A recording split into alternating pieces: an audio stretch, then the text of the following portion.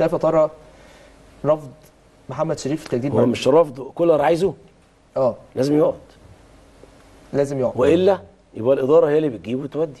لا ما هو دلوقتي هم الاداره رجعوا لكولر. حلو، قال ايه؟ كولر قال لهم انا عايزه حاولوا تجددوا معاه، فالاداره راحت.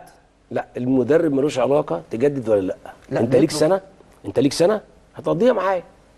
يمكن انا امشي في نص الموسم، اوكي، لكن هو يبقى معايا، انا بقى لاعبه وما لاعبوش حسب مستواه. حلو، لغايه ما يخلص. في خلال الموسم ان النادي الاهلي قدر يقنع اللاعب ان يجدد، خير وبركه. ما هو ده اللي احنا قلناه بقى في اخر الموضوع، ان لو تمسك كولر رغم العرض المادي اللي جه، لو تمسك كولر باستمرار محمد شريف، فحتى لو الاهلي ما جددش مع محمد شريف هيلبي رغبه المدير الفني. تمام. لكن انا سمعت انه مسافر السعوديه بعد السنه دي، هيبقى في مفاوضات. ده لصالح الاهلي الناحيه الماديه، مفاوضات ما بين الاهلي والخليج السعودي او الخليج السعودي والاهلي. في عرض وصل للنادي الاهلي بس الاهلي لسه ما ردش عليه. تمام.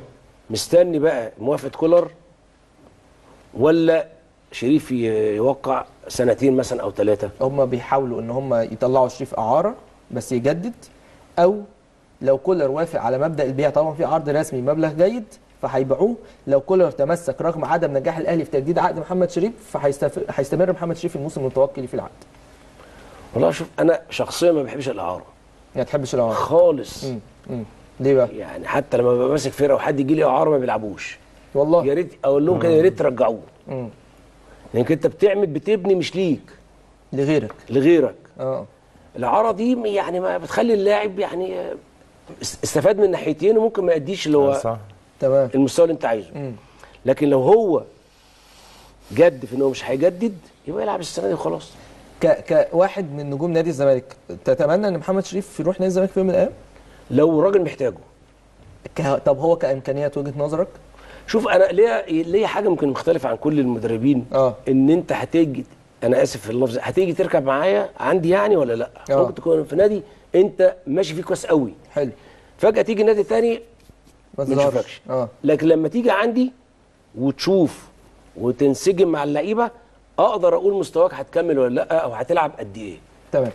كابتن ابراهيم، الاهلي محتاج محمد شريف ولا مش محتاجه من خلال متابعتك؟ لا طبعا. بص يعني في اوقات كثيره جدا اختلفنا على محمد شريف في الاداء بتاعه، بس خلينا نتكلم ان الاهلي في احتياج ليه في احتياج ليه طبعا.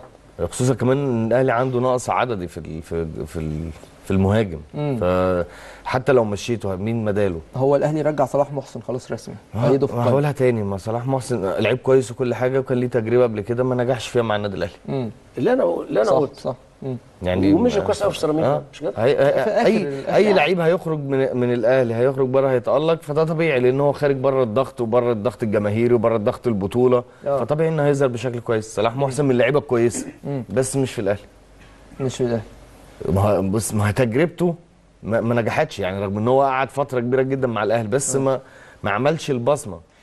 لو زي ما احنا قلنا اللي بيحصل دلوقتي، الاهلي بيتفاوض مع محمد شريف عشان يجدد، لو رفض اللاعب التجديد انت شايف الاهلي ياخد قرار ايه او يتعامل مع الملف؟ اللي هو محتاجه هيسيبه السنه دي، وخلاص ايا كان بقى بعد. وانا من وجهه نظري الشخصيه ان شريف هو لقى نفسه في الفتره الاخيره مع الاهلي فيكمل ويقدر يثبت وجوده، ولو هو عايز يجدد على فكره ظهور بالمستوى كويس يقدر اللي هو عايزه يقدر يوصل له يعني. حتى لو ما قدرش يوصل لاعلى حاجه هيقدر يبقى فيه تفاوض ويبقى فيه تماسك من النادي الاهلي معاه. اما ان هو يخرج يروح مع احترام الدوري السعودي، هل هيلعب في الاربعه الكبار؟